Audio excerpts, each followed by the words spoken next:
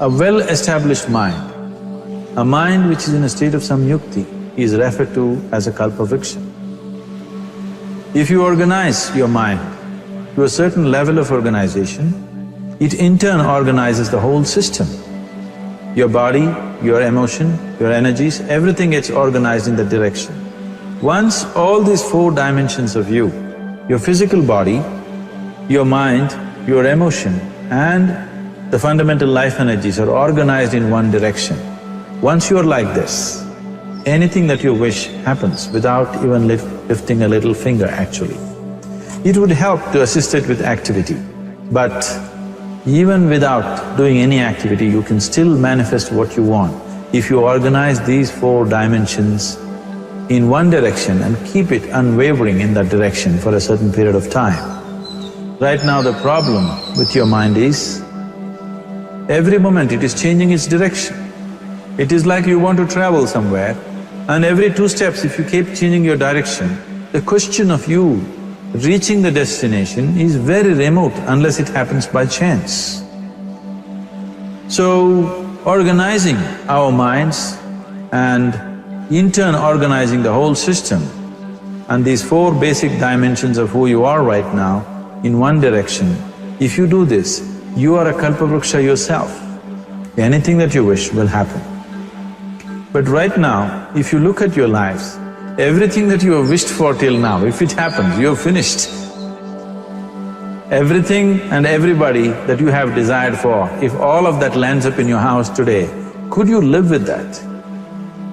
So if you want to become empowered, it is also important that you become responsible as to what you ask for and what you don't. Right now the world's situation is just this, we are hugely empowered with technology. Today it doesn't take 6 billion people to destroy this planet. One man by pressing the wrong button can destroy the whole planet. When we are empowered like this, it's very important that our physical action, emotional action, mental action and energy actions are controlled and properly directed.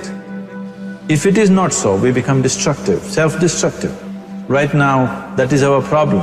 The technology, which is supposed to make our life beautiful and easy, has become the source of all the problem that we are destroying the very basis of our life, which is the planet. So what should have been a boon, we are making a curse out of it.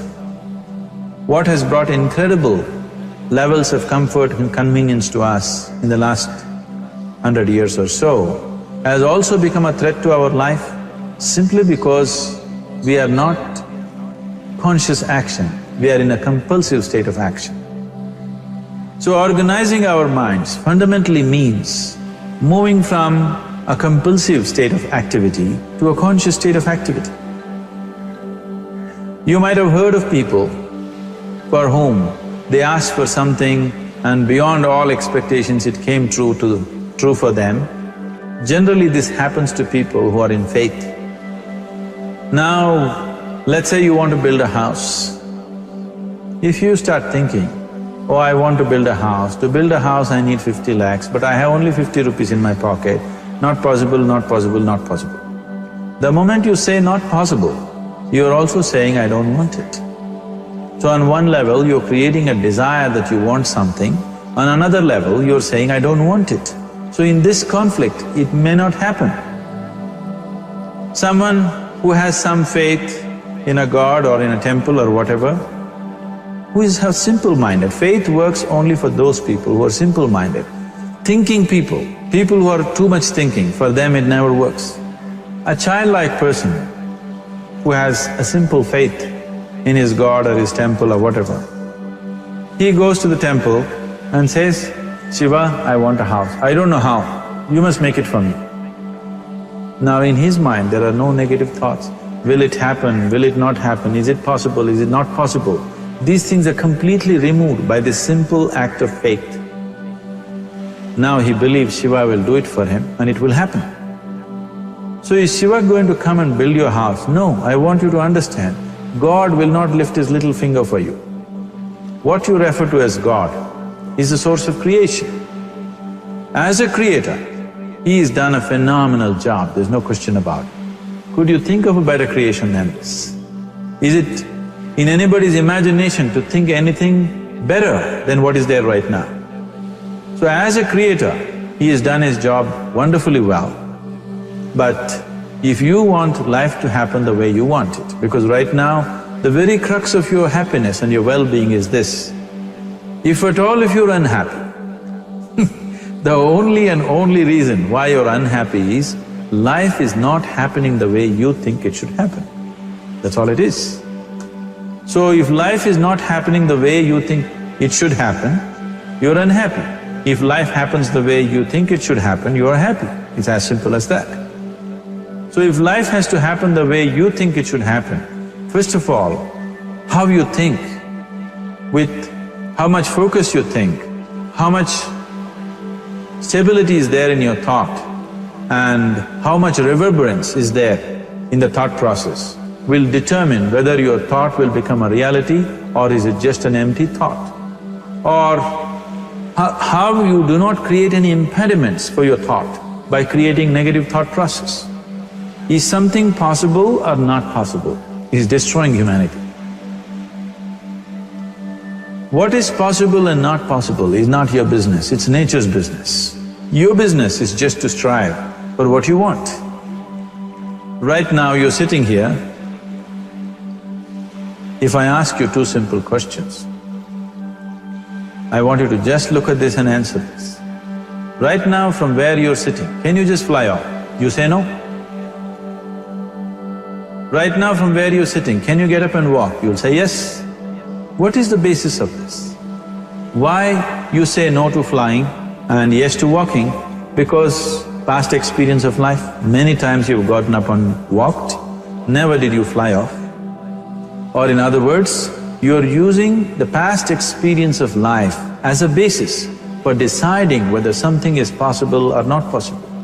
Or in other words, you have decided that what has not happened till now cannot happen in your life in future. This is a disgrace to humanity and the human spirit. What has not happened till now on this planet can happen tomorrow. Human beings are capable of making it happen tomorrow. So what is possible and what is not possible is not your business. That is nature's business. Nature will decide that. You just see what is it that you really want and strive for that. And if your thought is created in a powerful way, without any negativity, without any negative thoughts bringing down the intensity of the thought process, it will definitely manifest. The whole existence today, modern science is proving, is just a reverberation of energy. It is a vibration. Similarly, your thought is also a vibration. If you generate a powerful thought and let it out, it will always manifest itself. So generally, people are using faith as a means to remove the negative thought. Today, once you have become thinking human beings, your faith is not too deep. It doesn't matter how much faith you think you have, somewhere doubts always crop up. Right now, the way your minds are made, this moment, if God appears right here, you will not surrender to Him. You will want an investigation whether He is really God or not. With this kind of mind, you should not waste your time on faith. So there is an alternative, which is commitment. If you simply commit yourself to creating what you really care for, now once again, your thought gets organized in such a way, there is no such thing as whether it's possible or not possible. There is no hurdle in your thought process. Your thought flows freely towards what you want. Once this happens, making it happen will also naturally follow. So to create what you really care for, first and foremost thing is that what you want must be well manifested in your mind, that this is what I want. Is that what you really want? You must look at it, because any number of things in your life you have thought, this is it. The moment you reach there, you realize that's not it, it's the next one and the next one and the next one. So what is it that one really wants is one thing. First of all, we must explore. Once that is clear and we are committed to creating it, now there is a continuous process of thought in that direction. Once you can maintain a steady stream of thought without changing direction, definitely this is going to happen in your life, or it will definitely manifest as a reality in your life. So, either you make this human form into a kalpavriksha, or you make it into one big mess, which is happening all over. One reason why we have not created the kind of world that all of us would want to live in is, too many people are busy looking up. Too many people are interested in other planets, they're not interested in this planet. But every aspect of their life they're checking out with other planets. And further, too many people are in service of heaven, they're not on service of this earth. I think right now we need people who are in service of this earth, not heaven. I believe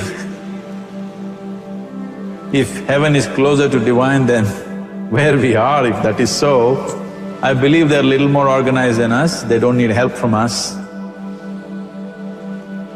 This has been a major problem on the planet. Anything that is valuable for a human being, anything that is good, the highest aspects of human life have unfortunately been exported to heaven. For example, if you say love, people say God is loving. We do not know whether God is loving or not. Human beings are capable of love. It is very, very important that people understand human beings are capable of love, human beings are capable of compassion, human beings are capable of joy and blissfulness. All the good things that are possible for a human being, unfortunately have been exported to heaven. If we want to create the kind of world that we want to, we need to understand whatever you refer to as God, the idea of God has entered our mind only because we have seen creation around us. Because there is creation, we have assumed a creator. God is a great creator. What you refer to as God is a source of creation. That source of creation has not failed us, has done a fantastic job. But now the question is about management. If you want to leave the management in the hands of the Creator, He will manage it in His own way, according to His agenda. But that's not what you want. You want life to happen the way you want it. Now, for example, let's say all of you here are the India soccer team for the next World Cup, and I am the coach. So these next 4 years, everything that you need to know about football is taught to you. Everything that I know about football is poured into you in so many ways. Now, the time to play the match has come. You're on the field and the ball comes near your foot, but you look at me, then it's no good. You've seen those coaches sitting there and boiling, nothing happens. Because now, once you're on the field, it's your job. So this is the same thing. The Creator has done a fantastic job.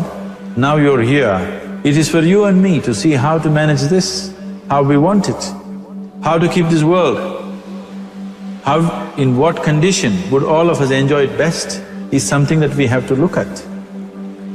So at every stage in our life, we tend to think, this is it. If this one thing happens, everything will be fine with my life. You reach there and you realize that's not it, and you postpone it to something else and something else. This is going on. The first and foremost thing is, you must be clear what is it that you really want. If you do not know what you want, the question of creating it doesn't arise. If you look at what you really want, what every human being wants is, he wants to live joyfully, he wants to live peacefully. In terms of its relationships, he wants it to be loving and affectionate. Or in other words, all that any human being is seeking for is pleasantness within himself, pleasantness around him. If this pleasantness, if it happens in our body, we call this health and pleasure. If it happens in our mind, we call this peace and joy. If it happens in our emotion, we call this love and compassion. If it happens in our energy, we call this blissfulness and ecstasy. This is all that a human being is looking for. Whether he is going to his office to work, he wants to make money, build a career, build a family, he sits in the bar, sits in the temple, he is still looking for the same thing. Pleasantness within, pleasantness around. If this is what we want to create, I think it's time we addressed it directly and commit ourselves to creating it. So you want to create yourself as a peaceful human being, joyful human being, loving human being, a pleasant human being on all levels. And do you also want a world like this? A peaceful world, a loving world, a joyful world? No, I want greenery, I want food. When we say a joyful world, that means everything that you want has happened. So this is all that you're looking for. So all that you need to do is commit yourself to creating it, to create a peaceful, joyful and loving world, both for yourself and everybody around you. Every day in the morning, if you start your day with this simple thought in your mind, that today, wherever I go, I will create a peaceful, loving and joyful world. If you fall down 100 times in the day, what does it matter? For a committed man, there is no such thing as failure. If you fall down 100 times, 100 lessons to be learnt. If you commit yourself like this to creating what you really care for, now your mind gets organized. Once your mind gets organized, the way you think is the way you feel, your emotion will get organized. Once your thought and emotion is organized, your energies will get organized in the same direction. Once your thought, emotion and energies are organized, your very body will get organized. Once all these four are organized in one direction, your ability to create and manifest what you want is phenomenal. You are the creator in many ways. Why I am saying you are the creator is, I want you to look at the nature of your life right now. If you eat a banana, in 4 hours' time, this banana becomes a human being. There is something within you, a life-creating process, a process which builds this body. The manufacturer of this body is within. You give him a banana, he makes a human being out of that banana. Transforming a banana into a human being is not a small thing. It is a phenomenon. It is just that this phenomena is happening within you unconsciously. If you could only consciously manifest this, making a banana into a human being, you are the creator. You are nothing less than that. As the theory of evolution goes, to make a monkey into a human being, it took millions of years. Over an afternoon, you can make a banana into a human being or whatever else, a piece of bread that you eat, into a human being. So, the very source of creation is functioning within you. If you organize these four dimensions of mind, emotion, body and energy in one direction, the source of creation is with you. You are the creator, what you want to create will happen to you effortlessly. Once you're organized like this, now you are not a mess, you are a kalpavruksha. You have the power to create what you want. There are tools and technologies as to how to organize this system in such a way that instead of being a psychological mess, you can make yourself into a kalpavruksha. This culture, these traditions, the whole technology of yoga is just about this, transforming yourself from being just a piece of creation to the creator himself. This is not in search of God, this is in search of becoming a God. This is not in search of divine, this is in search of becoming divine. Because that which you call as divine, that which is the source of existence, is throbbing within you every moment of your life. Otherwise, a piece of bread cannot become a human being in the course of an afternoon. So, shifting from being just a piece of flesh and blood to becoming a creator, there is a whole science and technology for this. There are tools to make this happen. That which is the source of creation is functioning within you every moment of your life. It is just that, have you kept access to that dimension or not? Organizing the four basic elements of your life will give you that access. There are tools and technologies to do this. The whole science of yoga, the whole technology that we refer to as yoga is just about this, transforming yourself from being just a piece of creation to become a creator.